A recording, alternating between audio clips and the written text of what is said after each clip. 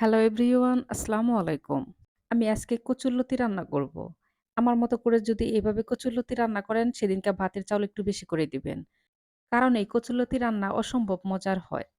কচুরলতি রান্না করার জন্য প্যানের মধ্যে আমি সয়াবিন তেল দিয়ে দিব। তেলের মধ্যে দিয়ে দিব রসুন কুচি, আর দিয়ে দিব কাঁচামরিচ, আর দিয়ে দিব পেঁয়াজ কুচি। পেঁয়াজ রসুন তেলের মধ্যে ভেজে নিয়ে এখন আমি দিয়ে দিব ২ চামচ আদা রসুন বাটা।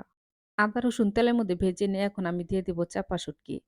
চেপা মাছ আমি গরম পানি দিয়ে ধুয়ে তারপরে পরিষ্কার করে নিয়েছি। আমি এখানে ৩ টা চেপা শুটকি দিব। কারণ কচুরলতি আমি অল্প করে দিব তার জন্য। চেপা ভর্তা খেয়েছি, চেপার ঝাল পিঠা খেয়েছি কিন্তু চেপা দিয়ে আমি কখনো তরকারি এরকম করে রান্না করি নাই। তাই আমি অল্প করে চেপা শুটকি দিব আর অল্প করে কচুরলতি দিয়ে রান্না করব। পেঁয়াজ রসুন তেলের মধ্যে ভেজে নিয়ে আমি সামান্য একটু পানি দিয়েছি।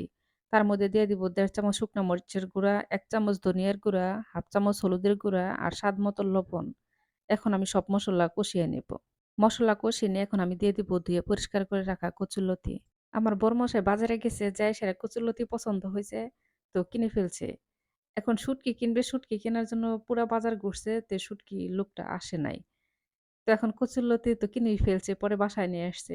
২ টা দিন ফ্রিজে ছিল, ভাবলাম যে কি দিয়ে রান্না করব, কিন্তু চেপা শুটকি দিয়ে আমি কখনো এভাবে রান্না করি নাই। এই চেপা শুটকি দিয়ে কচুরলতি রান্না করার পর আমি তরকারি করেছি, ভাজি করেছি, ভর্তাও করেছি। সব ভাজি, ভর্তা, তরকারি রেখে এই কচুরলতি দিয়ে সবাই ভাত খেয়েছে। তাহলে তো বুঝতেই পারতেছেন যে কত মজা হয় খেতে। কচুরলতি কষিয়ে নেওয়া হয়ে গেছে। এখন আমি দিয়ে দিব সামান্য একটু পানি। কচুরলতি খুব তাড়াতাড়ি সেদ্ধ হয়ে যায়। তার জন্য আমি এখানে অল্প করেই পানি দিলাম। এখন আমি ঢাকনাটা ঢেকে কচুরলতি রান্না করে নিব।